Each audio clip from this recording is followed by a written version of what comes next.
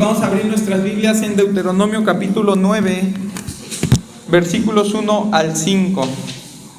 Y esta vez, en vez de abarcar tantos pasajes abarcar ampliamente Deuteronomio, esta vez nos vamos a estacionar un poquito en este pasaje porque me parece que tiene mucho que nosotros podemos aprender de él. Vamos a leer Deuteronomio 9, 1 al 5. Leo el 1, me responden con el 2 y así vamos alternando hasta llegar al 5, que lo vamos a leer juntos. Dice: Oye Israel, tú vas hoy a pasar el Jordán para entrar a desposeer a naciones más numerosas y más poderosas que tú, ciudades grandes y amuralladas hasta el cielo.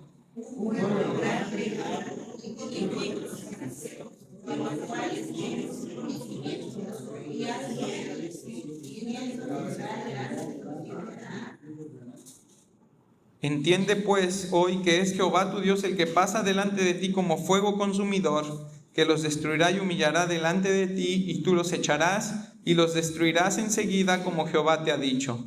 No pienses en tu corazón, Jehová tu Dios delante de ti, diciendo: por mi justicia me ha traído Jehová a poseer esta tierra, pues por envidia de estas naciones Jehová les ha. Vamos a leerlo todos juntos. No por tu justicia ni por la rectitud de tu corazón entras a poseer la tierra de ellos, sino por la impiedad de estas naciones Jehová tu Dios las arroja delante de ti, y para confirmar la palabra que Jehová juró a tus padres Abraham, Isaac y Jacob. Recordemos que Israel y esta segunda generación del pueblo de Israel se está preparando para entrar a la tierra de Canaán, ¿no? Y Moisés, que no va a entrar con ellos, ustedes, y ya lo hemos visto, sabemos que Moisés ya le fue dicho de parte de Dios que él no va a entrar a la tierra con ellos. Incluso el Señor los lleva ahí a que pueda ver la tierra, pero Moisés no va a entrar a la tierra con ellos, ¿no? Moisés hablará al pueblo toda la verdad en amor. Él sabe que él ya no podrá decirles, no es como cuando un padre ya va despidiendo a su hijo del hogar y le va diciendo: pues ya no te voy a poder acompañar a partir de ahora, y le empieza a decir todo lo que tiene que decirle para que ese hijo pueda perseverar en lo que se le ha enseñado, y en este caso en lo que Dios quiere del pueblo de Israel. Así Moisés, con ese amor, con ese afecto, se está despidiendo del pueblo de Israel, dándole esas instrucciones, ¿no? Deseando que este pueblo se prepare para entrar a la tierra prometida. Y en ese mismo sentir es que, querida iglesia, yo te hablo hoy también, deseando que tú también te prepares y prepares tu corazón para la eternidad. Porque muy seguramente ese corazón que tenemos hoy no ama lo suficientemente a Dios, no es tan obediente como necesita ser, no anhela con tanta pasión el regreso de Cristo, y necesitamos prepararnos igual. Necesitamos prepararnos para entrar a esa posesión de la redención adquirida por Cristo, a esa eternidad. No podemos llegar con este corazón. El Señor no quiere que lleguemos con este corazón. El Señor quiere que sigamos creciendo, amándole, obedeciéndole, sujetándonos a su señorío, entregándonos a Él en todo lo que podemos, porque nuestro corazón no está listo para la eternidad. Y si no es la palabra de Dios la que lo prepara, no hay otra manera de preparar nuestro corazón para la eternidad. Y entonces fíjate cómo les va a decir Moisés, en primer lugar, que van a entrar a desposeer a naciones más numerosas y más poderosas que tú, dice, ciudades grandes y amuralladas hasta el cielo. Fíjate qué interesante es ese término que utiliza allí la palabra cuando dice desposeer. O sea, ellos van a entrar a quitarle la posesión de la tierra a alguien que ya la tiene. No van a entrar a una tierra prometida que está vacía, en la que no mora nadie y en la que, pues, como está deshabitado, pues aquí nosotros podemos hacer y deshacer, ¿no? Podemos crecer y construir porque no le pertenece a nadie. Realmente estamos viendo que lo que el Señor está haciendo es entregándole la tierra a alguien más, dándole la posesión de ese lugar a alguien más. Y ahorita vamos a ver por qué el Señor hace eso, ¿no? Pero lo que Moisés quiere hacer para preparar su corazón, y la manera en la que nosotros preparamos nuestro corazón para el cielo, para la eternidad, es reconociendo nuestra incapacidad y nuestra incompetencia para hacernos de esas promesas por nosotros mismos, ¿no? Moisés quiere declararle a Israel su incapacidad y su competencia para quitarle la tierra a esas naciones, porque si tú ves cómo describe allí Moisés a las naciones, si tú ves cómo dice el pasaje, dice, naciones más numerosas, más poderosas que tú, ciudades grandes y amuralladas hasta el cielo, ¿no? Pues eso es algo que Israel tendría que ser demasiado ciego para creer que lo puede conseguir por sí mismo, o demasiado orgulloso. Y eso es lo que está tratando Moisés con ellos, ¿no? Les está diciendo, lo que tú ves es lo que es, ¿no? No vayas a ver otra cosa, no vayas a ver en ti otra cosa, porque con eso que tú veas en ti no vas a poder entrar a poseer la tierra. Con eso que tú veas en ti, no vas a lograr quitarle la tierra a esos que la tienen. Contrario a muchos de los sermones actuales que tienden más a la automotivación y la superación personal, Moisés podría decirle al pueblo en esos casos, no, tú vas a derrotar a tus gigantes, tú vas a arrebatarle tus promesas de manos del enemigo, Dios va a hacer milagros en ti y para ti, ¿no? Vas a ahora sí tener lo que siempre has merecido, ¿no? Moisés no va a hacer eso con Israel, no les va a inflar el ego, más bien los va a humillar, ¿sí?, frente a Dios de la manera en la que Dios se agrade de ese corazón humilde para que Dios pueda obrar libremente, para que Dios pueda obrar conforme a todo su poderío y toda su majestad. Porque muchas veces nosotros impedimos la obra de Dios, no porque nosotros seamos más fuertes que Él, es porque somos más orgullosos que Él. Y porque si Dios hiciera lo que va a hacer y nosotros viéramos que resulta en lo que queremos que resulte, nosotros no diríamos, pues fue Dios, nosotros diríamos, fui yo. Nos atribuiríamos todo eso, nos apropiaríamos de eso que Dios hizo. ¿Por qué? Porque nuestro corazón no tiene la humildad necesaria, no entiende cuál es su posición delante de los planes del Señor. Entonces Moisés va a ubicar a Israel en el lugar que tiene dentro de ese plan redentor como lo que realmente es un pueblo miserable elegido por Dios. Un pueblo miserable. Ellos no tienen ciudades amuralladas. Ellos andan en tiendas dando vueltas por el desierto, no tienen un ejército fuerte, no son los más altos, no son los más atléticos. Así que no depende y no está en ellos el poder entrar a tomar posesión de la tierra. Las naciones numerosas, poderosas y de ciudades amuralladas hasta el cielo no serán derrotadas y despojadas por la fuerza e inteligencia militar de Israel.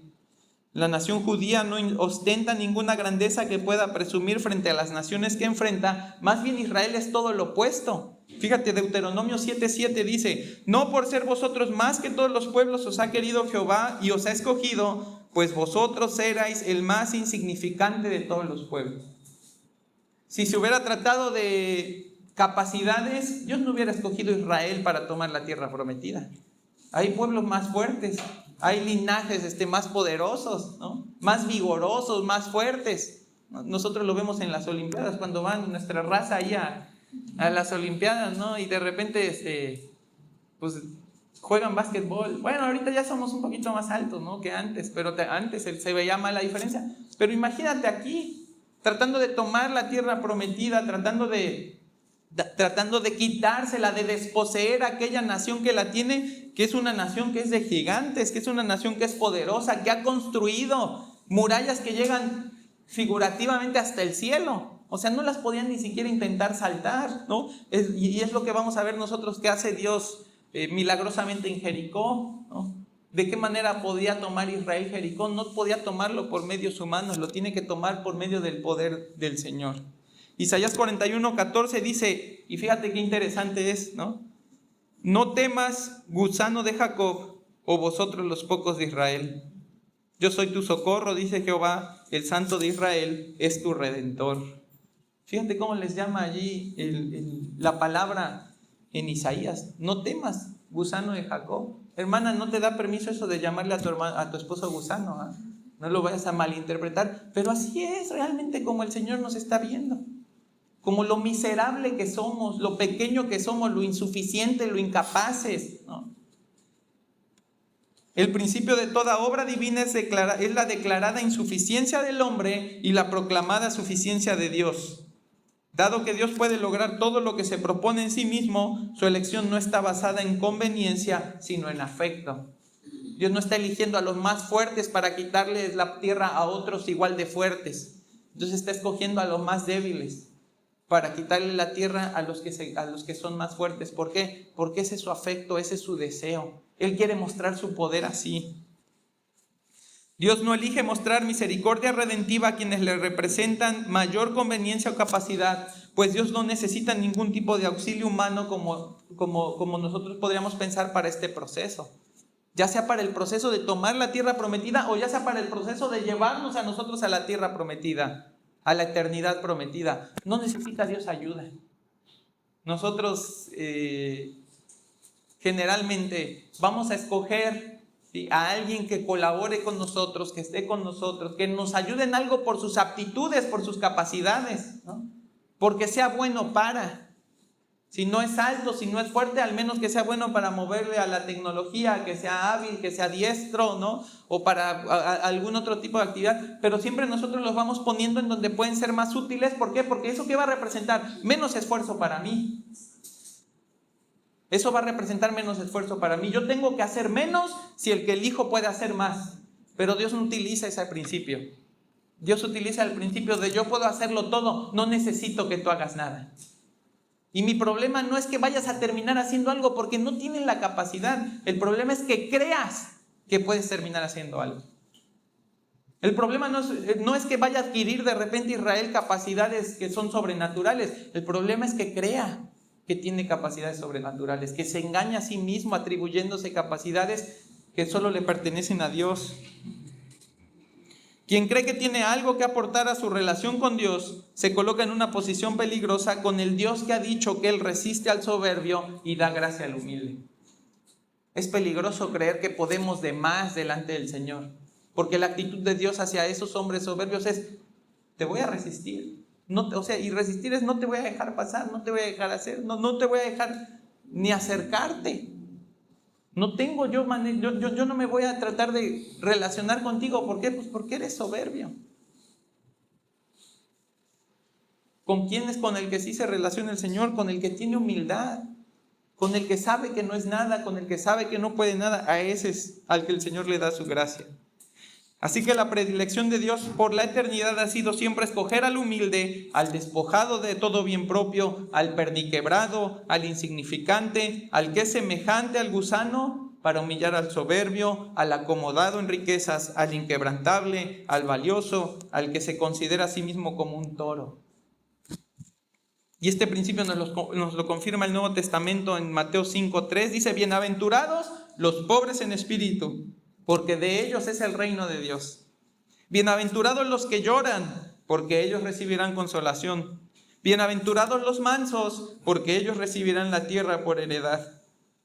Primera de Corintios 1:26 dice, pues mirad, hermanos, vuestra vocación, no sois muchos sabios según la carne, ni muchos poderosos, ni muchos nobles, sino que lo necio del mundo escogió Dios.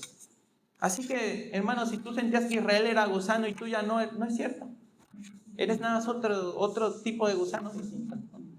Uno que no tiene sangre judía, pero sigue siendo el mismo gusano, sigue siendo el mismo tipo de hombre que el Señor escogió para exhibir todas las maravillas de su gracia, todo el poder, ¿sí? Todo su señorío, todo su dominio, todo su imperio. La gracia divina está motivada por compasión y no por competencia. Dios se fija en todo lo que no podemos lograr, porque nada de lo que sí podemos lograr es útil para nuestra redención. Ese es el afecto del Señor, viéndonos allí, ¿no?, insignificantes y miserables, y viéndonos con esa compasión que solo Él puede mostrar en afecto. De esa manera nos ha escogido para ser recipientes de toda su gracia y su misericordia. Entonces, fíjate, ya le dice Moisés al pueblo de Israel, pues no tienes tú cómo tomar esa tierra. Ellos son grandes, ellos son altos, ellos son poderosos, ellos tienen ciudades amuralladas, ¿sí?, con murallas que llegan hasta el cielo. Pero fíjate qué les va a decir después. Dice, entiende pues hoy que es Jehová tu Dios el que pasa delante de ti como fuego consumidor, que los destruirá y humillará delante de ti. En el ejercicio de su plena soberanía, Dios se encargará de acabar con los enemigos de Israel. Y esos enemigos de Israel no son enemigos de Israel por otra razón más que porque son enemigos de Dios. Dios los hace los enemigos de Israel porque son sus propios enemigos. Al tomarlos Dios como su nación, al hacerlos Dios parte de su pueblo, al adoptarlos como sus hijos, los enemigos de nuestro Padre son nuestros enemigos. En ese sentido, este pueblo, ¿no? Y todos los que nosotros vemos ahí, no tenían realmente una enemistad como tal con Israel, salvo aquella que viene por haber sido pecadores, pero pecadores aberrantes delante de Dios. Y entonces Dios lo que va a hacer allí es tomar a su pueblo, llevarlo a una tierra que no le correspondía, pero que Él se la ha prometido, e introducirlo a esa tierra por su propia fuerza, por su propio poder. Y la lección de hoy, no sé si les dije cómo se llamaba hoy, pero la lección de hoy se llama Dios multipropósito. Vamos a ver cómo funge Dios, cómo hace Dios las cosas en este sentido, para cumplir muchos propósitos en un solo evento. La santidad de Jehová será ese fuego que los consuma a causa de sus transgresiones. Él los destruirá y los humillará, mostrándoles la pequeñez de su existencia, y entonces ahí sí serán entregados a Israel. Hay una diferencia enorme entre derrotar a una nación en pleno ejercicio de su poderío y destruir a una nación derrotada. Y eso es lo que les está diciendo Moisés.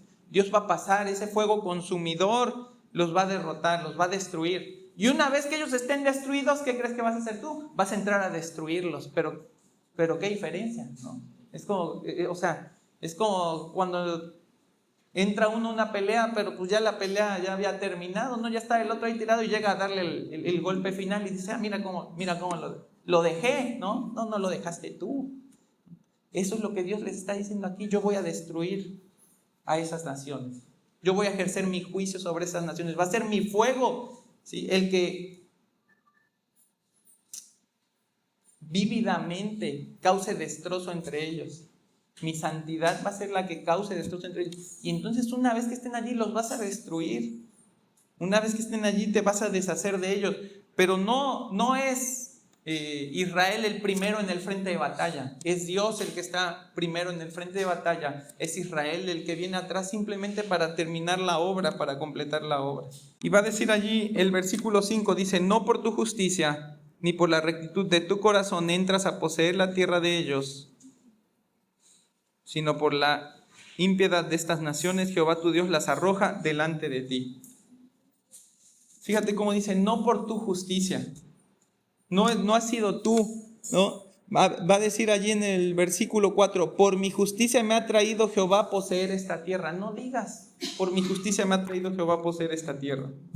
La gran advertencia de Dios gira en torno a atribuirse las victorias logradas por Él como si fueran propias. No pienses en tu corazón, no es otra cosa más que la que vemos comúnmente en la Escritura que dice, no digas a tu corazón, no te engañes a ti mismo, no te hables tú, ¿no? De repente tenemos esa idea de que nosotros como que tenemos acá al diablito que nos dice cosas malas y acá al angelito que nos dice cosas buenas, ¿no? No funciona así realmente, funciona así, ¿sí? Funciona aquí en el corazón. Yo soy el que me digo a mí mismo lo que no me tengo que decir. Yo soy el que se engaña a sí mismo creyendo lo que no tiene que creer, atribuyéndose lo que no me corresponde y quitándole a Dios lo que sí le corresponde. Y esa es una advertencia que debe resonarnos a nosotros. Las verdades por las que estamos dispuestos a vivir y a morir deben ser aquellas que Dios nos ha hablado por medio de la Biblia y no las que nosotros nos decimos a nosotros mismos, aun si parecen venir de Dios. La verdad que hace libre es la que viene de Dios, no la que viene de nuestras lenguas que tienden a ser venenosas o nuestros pensamientos que son torcidos. La verdad que libera viene de lo alto, tiene su origen en Dios y su fin también es Dios, ya sea que a unos los salve y a otros los condene. Pero eso sí, a quienes salva les es imposible decir que algo de todo lo bueno que recibieron de arriba es por ellos y para ellos. Si te quedas con la gloria en esta tierra, lo más seguro es que te quedes sin gloria en el cielo. Por eso así de importante es entender cuál es la obra de Dios y reconocer que Él la está haciendo. Porque si no lo entiendes así, Te estás engañando a ti mismo. Y si te engañas lo suficiente, ¿qué crees? Vas a creer que tienes algo que en realidad no tienes. Vas a pensar que eres algo que en realidad no eres. Hablar de cualquier obra de Dios en términos en los que el hombre es quien se lleva la gloria, no solamente es tergiversar el relato a nuestra conveniencia, sino tergiversar la esencia del Evangelio. Nosotros no podemos atribuirnos nada porque no estamos alterando nada más, ¿sí?, algo que nos hace ver mejor. Estamos alterando la esencia de lo que Dios ha hecho. Estamos despojando al Evangelio de esa autoridad divina, de ese poder divino, de esa gracia soberana, ¿sí? Y le estamos poniendo ahí unos parches que llevan nuestro nombre, unas obras que no tienen fuerza para sostener nada, y pensando que nosotros participamos de alcanzar las promesas de una manera en la que no podemos hacerlo. Es Dios el que puede ver la necesidad del hombre, es Dios el que tiene la motivación para hacer algo por ese hombre en su estado de pecado, y es Dios quien pone en marcha el plan de principio a fin para conseguir lo que Él dispuso a partir de lo que vio. Aquí el asunto es, hermano, ¿queremos nosotros aparecer en los créditos finales de esta historia que se llama redención, o queremos reconocer que Él lo hizo todo y Él es el único que merece la gloria? Nosotros queremos vivir nuestra vida y queremos vivir nuestra salvación. Queremos vivir nuestra vida como si pudiéramos aparecer allí en algún momento y que nos pudieran decir, pues tu justicia también sirvió, ¿no? Tu justicia también ayudó. Qué bueno que la pusiste, porque si no hubiéramos llegado, ¿sí?, al final de nuestro plan, ¿no? ¿Queremos hacer eso o queremos darle todos los créditos, toda la gloria y toda la honra a aquel que la merece, ¿no?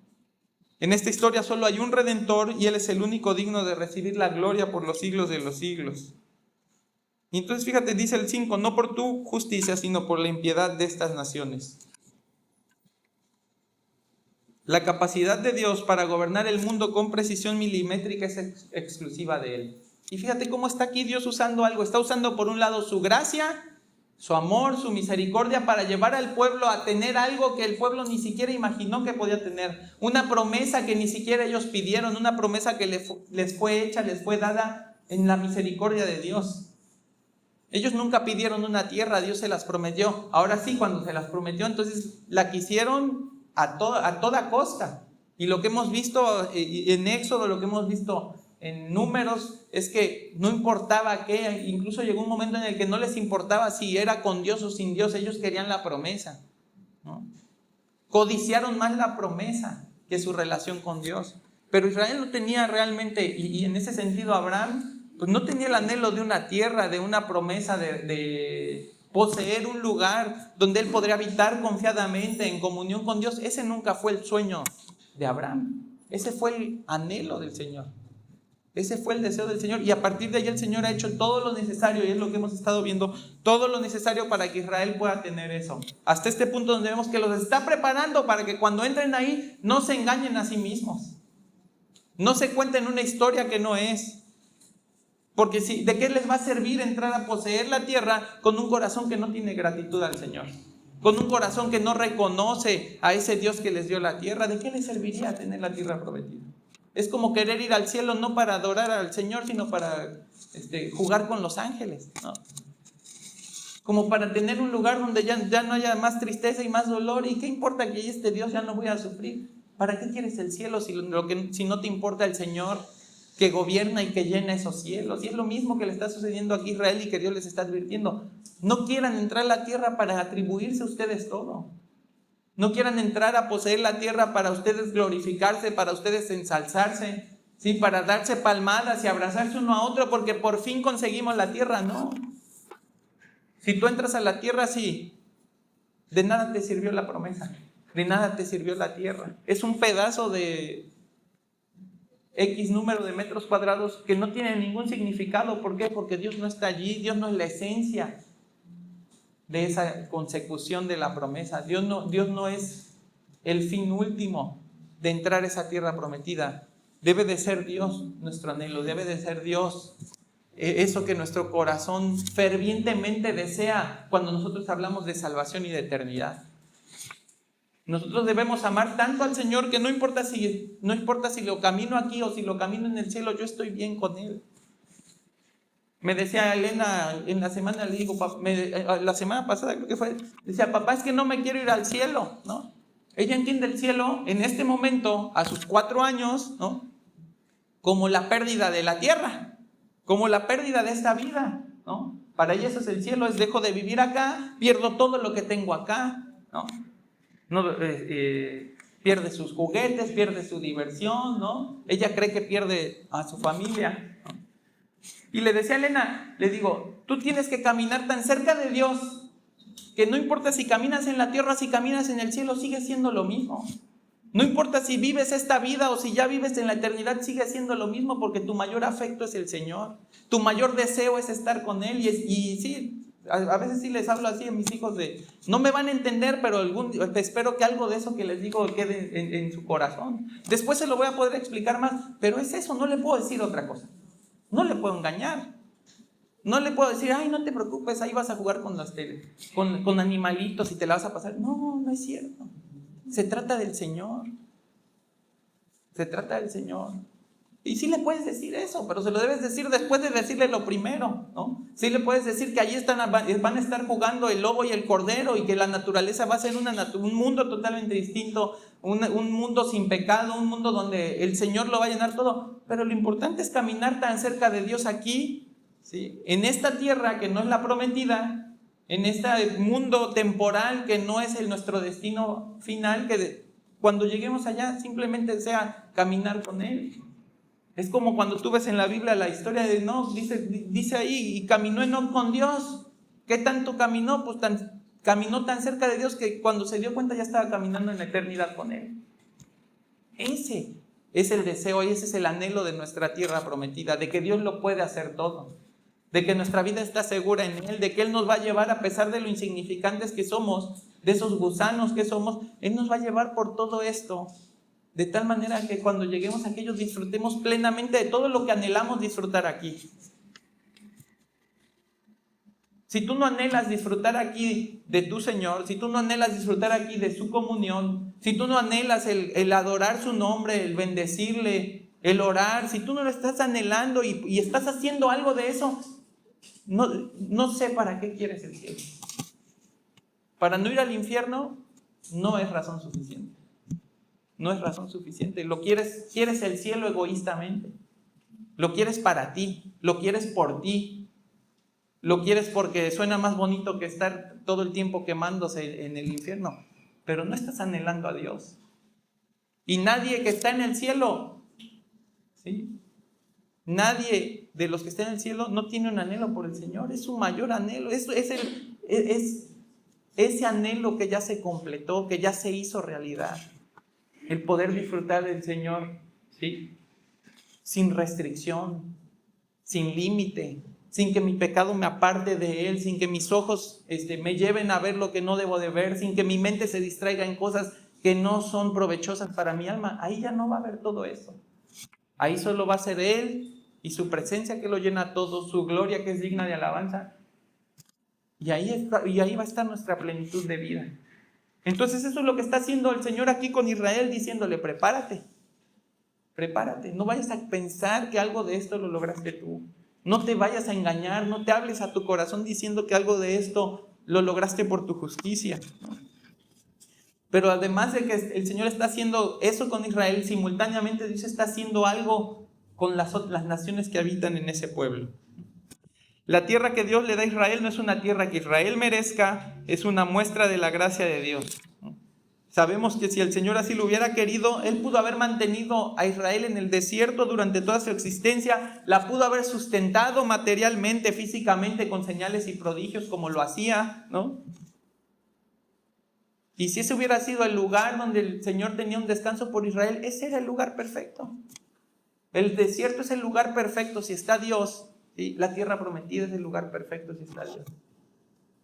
Tu lugar de dolor, tu lugar de pruebas, ¿sí? Tu lugar de angustias es el lugar perfecto si estás con Dios.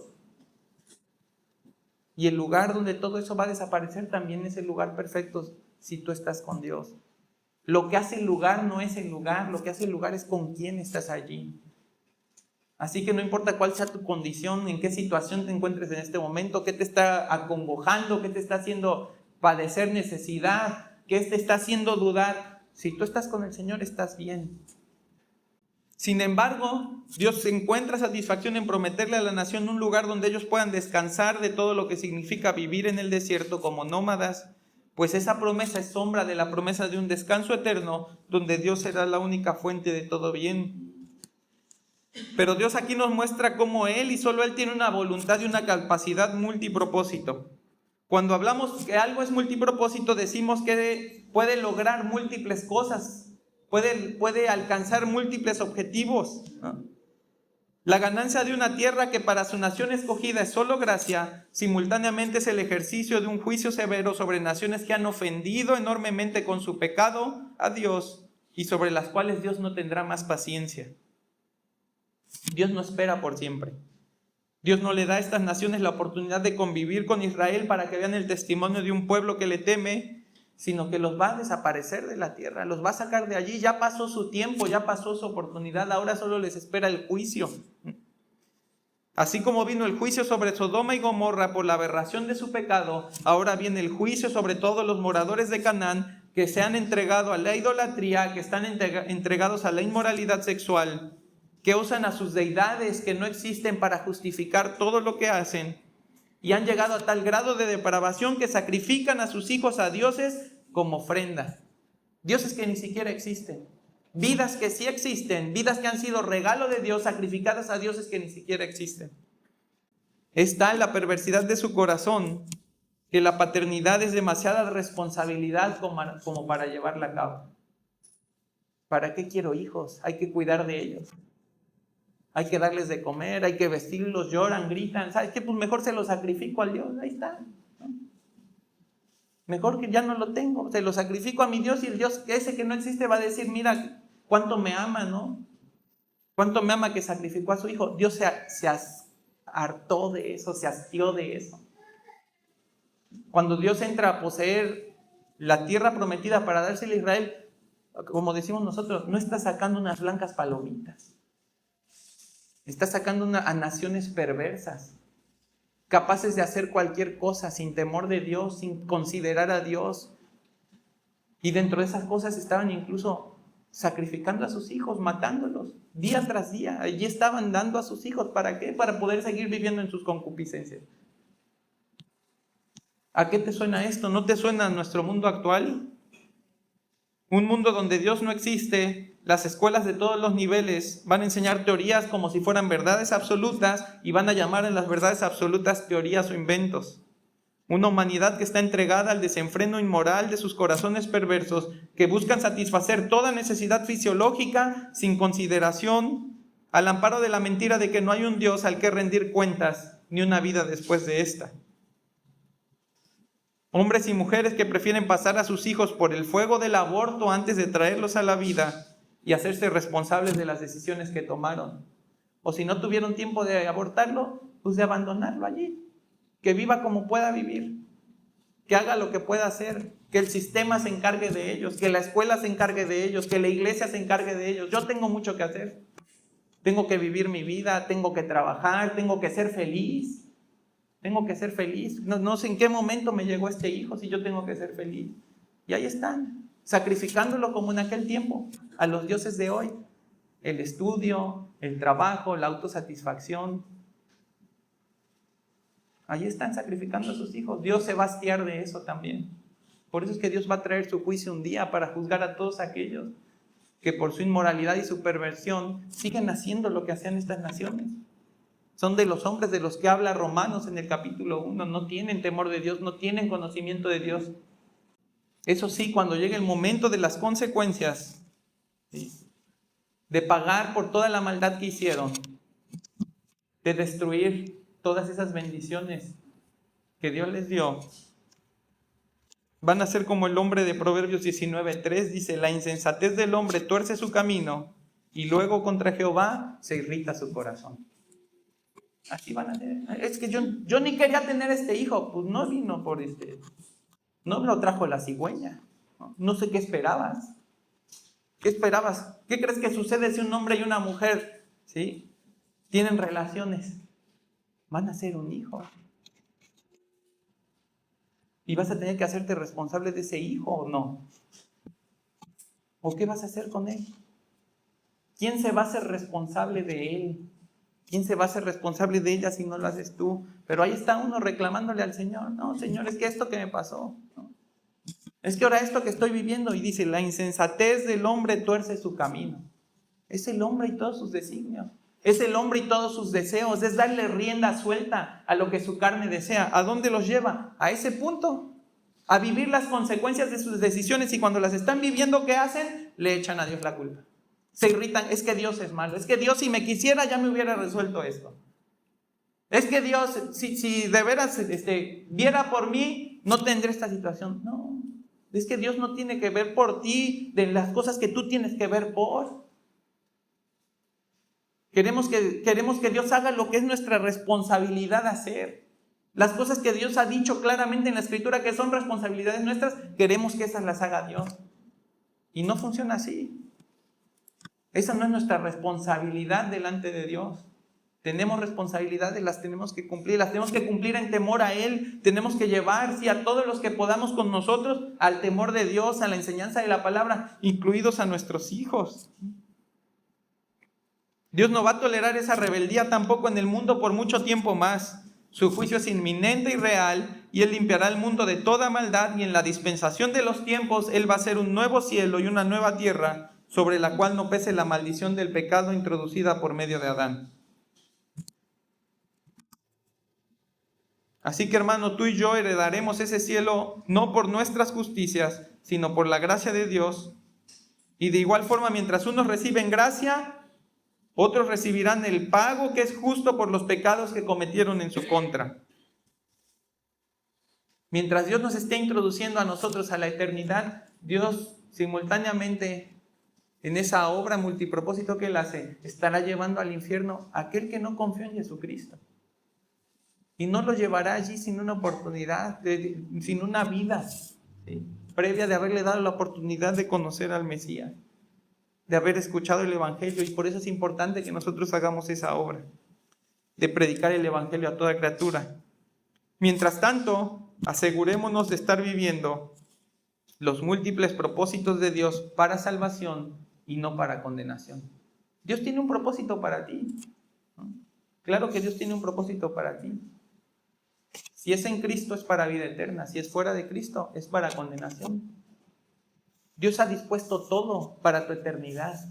Si es en Cristo, para que seas salvo. Si es fuera de Cristo, para que pagues por tus pecados por siempre.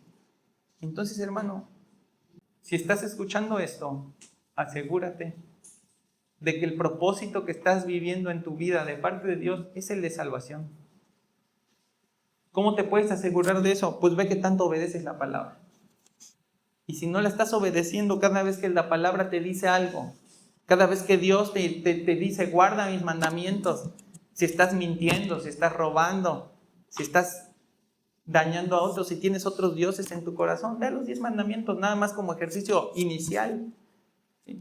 Y si no estás luchando todos los días por vivir, ¿sí?, en santidad, no porque los 10 mandamientos te guarden, sino porque Cristo ya te salvó. Y porque tienes cuidado de vivir como tu Maestro, como tu Señor, como tu Mesías, como tu Redentor. Si no estás viviendo en obediencia a Él, entonces discierne, entiende, no te engañes, ¿sí? ¿Qué propósito estás viviendo en los planes del Señor? ¿Propósitos de vida eterna o propósitos de condenación? Y si estás viendo que tu camino es el infierno, que tu camino es la condenación, clama a Él. Pídele perdón, acércate a Él, arrepiéntete de tus pecados y empieza a obedecer. No importa cuántas veces te hayas arrepentido, si no estás obedeciendo hoy la palabra del Señor, tu arrepentimiento no fue genuino. Empieza a obedecer. Empieza a transformar tu vida por el poder de la palabra, por esta palabra que saca esa perversidad de nuestro corazón, esas palabras engañosas que nosotros tenemos para decirnos, para robarle a Dios el mérito y para darnos a nosotros mismos. Sácalo y dile, Señor, límpiame de todo ello. Dame tu palabra, lléname de tu palabra, de tu temor, de asombrarme con las maravillas de tu gracia y de tu misericordia. Lléname de ello porque quiero vivir para ti. Y empieza a cambiar tu vida. Como pensamiento final, ¿qué confianza te genera saber que tienes un Dios que puede tener todo bajo control, que tiene todos los hilos del universo en su mano, tanto en el pasado, en el presente y en el futuro? Estarás en paz en Él, libre de ansiedad y de estrés, sabiendo que Él es poderoso para hacer su agradable voluntad sin contratiempo. ¿O estarás batallando con pensamientos que minimizan el poder soberano de Dios en tu vida, aunque no sea así en la realidad? De ahí viene mucho de nuestra ansiedad, mucha de nuestra preocupación. De ahí vienen nuestras canas y de ahí viene nuestra calvicie. De que minimizamos a Dios y nos hacemos nosotros más grandes de lo que realmente somos. Que queremos tener en nuestras manos lo que solo Dios puede sostener. No podría sostener ni un segundo ninguna cosa de las que Dios sostiene. Te arrancaría la mano, te arrancaría el brazo, te desharía si tú realmente tomaras algo de todo lo que Dios sostiene y sustenta. Entonces confía en Él. No te engañes, no creas que está en ti, no creas que tú puedes hacerlo, no creas que nada más tienes que jalar un poquito más. Descansa en Él. Suelta todo, suelta, y ese todo es primeramente, suelta tu orgullo, ¿sí?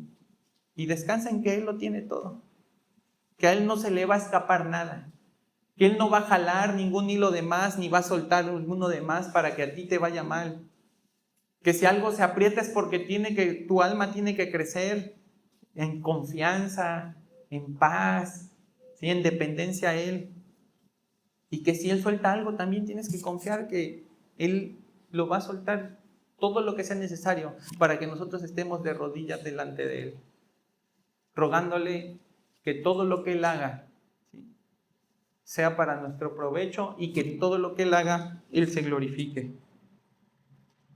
¿Eres hijo del Dios que gobierna todo o eres hijo del Dios que te has inventado, que solo puede con las cosas que tú crees que puede? Va a terminar diciendo allí Moisés en el capítulo 10 de Deuteronomio. Fíjate qué le dice Dios a Israel respecto a esta entrega y confianza con la que deben vivir. Deuteronomio 10, 12 al 22. Dice: ahora pues, Israel, ¿qué pide tu Dios de ti, sino que temas a Jehová tu Dios, que andes en todos sus caminos y que lo ames y sirvas a Jehová tu Dios con todo tu corazón y con toda tu alma? Que guardes los mandamientos de Jehová y sus estatutos que yo te prescribo hoy, para que tengas prosperidad. He aquí que de Jehová tu Dios son los cielos y los cielos de los cielos, la tierra y todas las cosas que en ella hay. Solamente de tus padres se agradó Jehová para amarlos y escogió su descendencia después de ellos, a vosotros de entre todos los pueblos, como en este día. Circuncidad pues el prepucio de vuestro corazón y no endurezcáis más vuestra cerviz, porque Jehová vuestro Dios es Dios de dioses y Señor de señores, Dios grande, poderoso y temible, que no hace acepción de personas ni toma cohecho, que hace justicia al huérfano y a la viuda, que ama también al extranjero, dándole pan y vestido. Amaréis pues al extranjero, porque extranjeros fuisteis en la tierra de Egipto. A Jehová tu Dios temerás, a Él solo servirás, a Él seguirás y por su nombre jurarás. Él es el objeto de tu alabanza y Él es tu Dios, que ha hecho contigo estas cosas grandes y terribles que tus ojos han visto. Con 70 personas descendieron tus padres a Egipto, y ahora Jehová te ha hecho como las estrellas del cielo en multitud. Esa es la confianza que debes de tener. Que Dios puede hacer de los gusanos, ¿qué crees? Moradores del cielo. Que Dios puede hacer de los gusanos, ¿sí?, hombres de fe, hombres de confianza, hombres de dependencia. Esa es la confianza que tú debes tener. En eso te debes de centrar. ¿Sí? No creas que es por tu propia justicia. Ha sido siempre la gracia de Dios, la misericordia de Dios, y en ella, si tú estás confiando plenamente, ¿sí?, en ella es suficiente para que tú alcances todas las promesas que Dios tiene para ti, en esta vida y en la eternidad. Vamos a terminar orando. Padre, gracias, Señor. Gracias porque tú has hecho obras aún más maravillosas de lo que nuestros ojos pueden ver y nuestra mente puede entender. Porque leemos el relato de la Escritura y vemos esas manifestaciones de tu amor y de tu gracia tan poderosa, Señor, fuera de toda dimensión humana. No podríamos, Señor, terminar de escribirlas. No podríamos, Señor, terminar de hablar de ellas. Padre, cuántas cosas más has hecho tú, Señor, que ignoramos. Pero, Padre, también es cierto que tu grandeza y tu soberanía se manifiesta en la realidad de un juicio, Señor. En la realidad de que el hombre viva las consecuencias de ofenderte una y otra vez con su pecado, Señor. Y Padre, también reconocemos que tú eres el único juez. Tú eres el único, Señor, que puede sostener en su mano la espada. Y tú eres el único que puede darle al hombre pecador ese destino eterno sin ti. Pero Padre, tú te has placido en mostrar tus misericordias a través de Jesucristo, Señor. Y es nuestro deseo que todos los que están aquí, Señor, y aún todo el mundo, pueda venir al conocimiento de tu Hijo. Pueda creer, Señor, en ese varón perfecto que se encarnó, que vivió cumpliendo toda justicia, Señor, y que además se entregó por nuestros pecados, pagando con su sangre todos ellos, a fin de compartirnos no solamente y darnos no solamente perdón de nuestros pecados, sino compartirnos de su justicia perfecta, Señor, una justicia que es mucho más abundante que la que nosotros podemos obtener, Señor, y una justicia que es suficiente para ti, Padre. Señor, que todos los ojos de los que están aquí puedan estar puestos en Cristo, Señor. Quita nuestros ojos de nuestra justicia, de nuestras obras, Señor. Que no nos hablemos engañándonos y atribuyéndonos las cosas que tú haces para tus propósitos y tus planes. Y que reconozcamos que sujetos a ti, sometidos a ti, bajo tu gobierno y señorío, nuestras almas encuentran el cielo aquí en la tierra, Señor. Que tú seas glorificado en todo, Padre. Llévanos en este tiempo que sigue con tu bendición. Y te lo ruego en el nombre de tu amado Hijo Jesucristo. Amén.